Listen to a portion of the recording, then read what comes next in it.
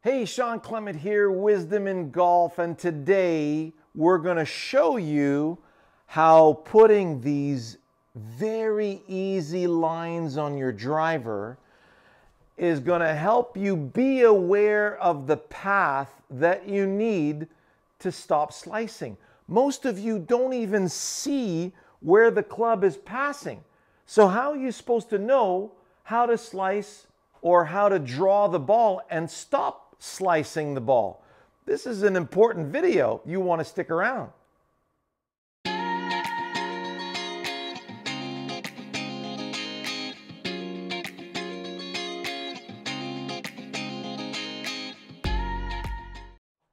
So let's look at soccer. I got a volleyball here that I'm gonna, use as a soccer ball. If I wanted to make the ball curve to the left, counterclockwise, I'm going to approach the ball from the inside, right? So you watch all the football players and soccer players, they're coming in on what we call angular momentum, right? We're creating angular momentum. So from here, this is what it's going to look like. So my kick is actually going out to the right, but the inside of my foot is actually pointed way left. This creates a counterclockwise spin on the ball, and then the ball ends up turning to the left, okay? So now let's look at what that will seem like here with a golf ball. So notice these beautiful lines I have on my club. I'm going to swing back and through without stopping and observe the blur.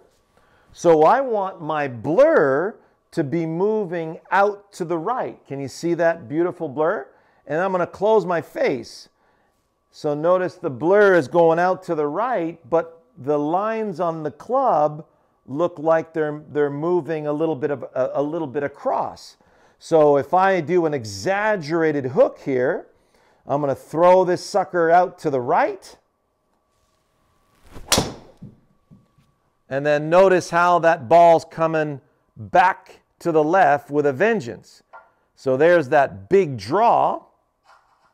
I'm hitting it over the green on a par 3 here.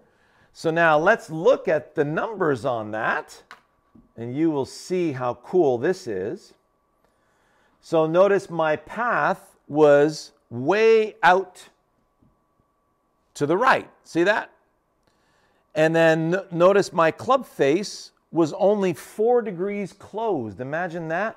So that looks so closed at address, but dynamically the hands are coming through first. So that's going to tame that club face quite a bit.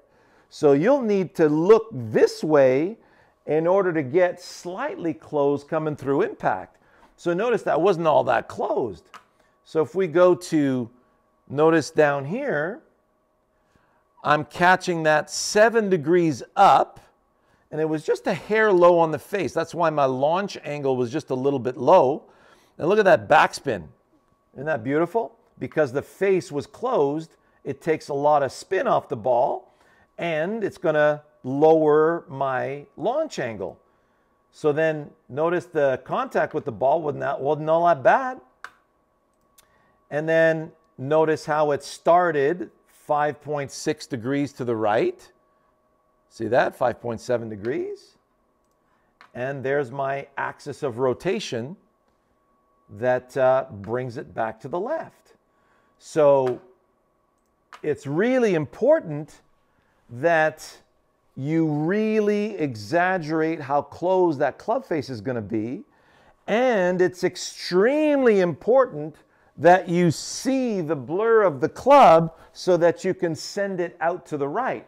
Now, most of you right now, if I tell you, hey, don't do anything with the club head, just observe the blur and send the blur out to the right, you'll think, what are you, nuts? That ball's going to the right and it's never coming back because your club face is not dynamically closed enough in order to do that.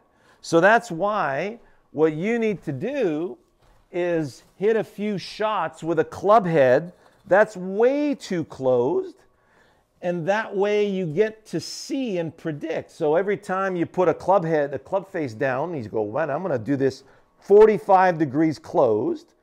And then I'm going to send that blur way out to the right. Now it feels like, man, that sucker is going to be way too much of a hook.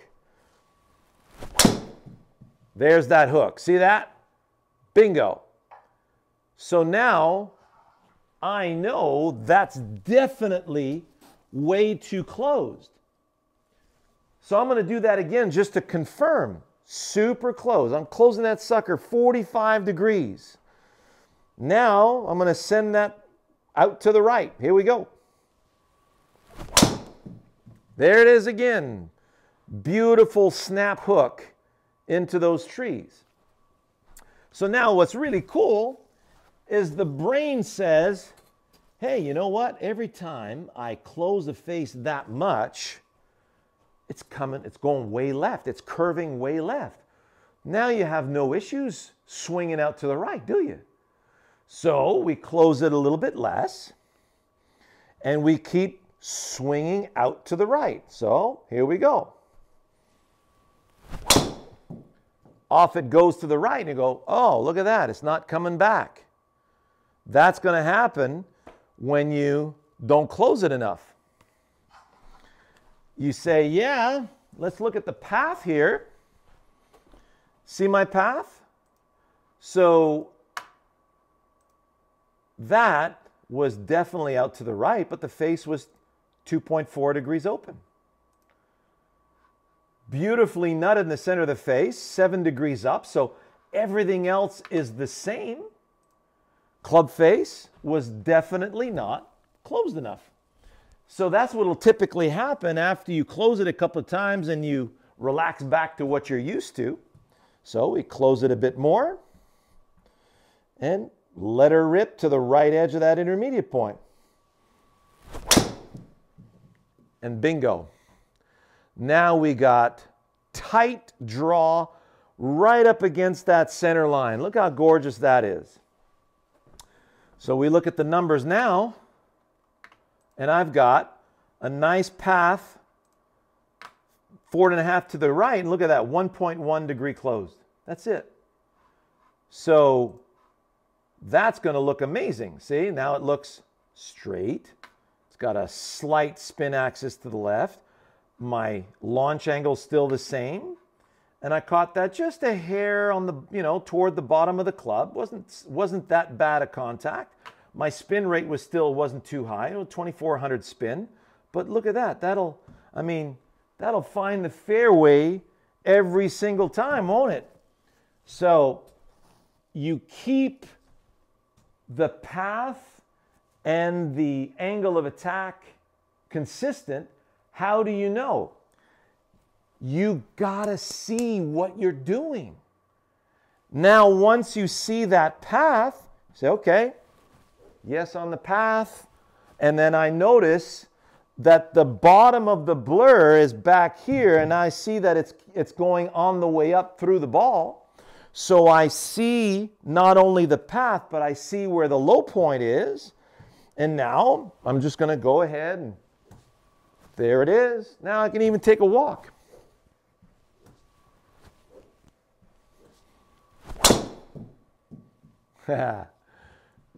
Not too bad. Release that just a little early.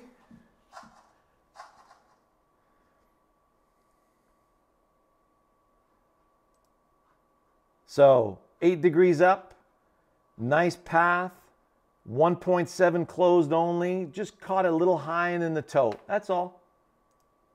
Pretty cool, huh? So because it was just a little bit more towards the toe, had an accentuated gear effect that brought it a little bit more to the left. So we see where that's passing. Bring that in. All right, so I see exactly, I can predict and I can preview the low point and the blur, and now I'm just going to allow that sucker to go in that direction. Here we go. And there you have it. Right back on that center line.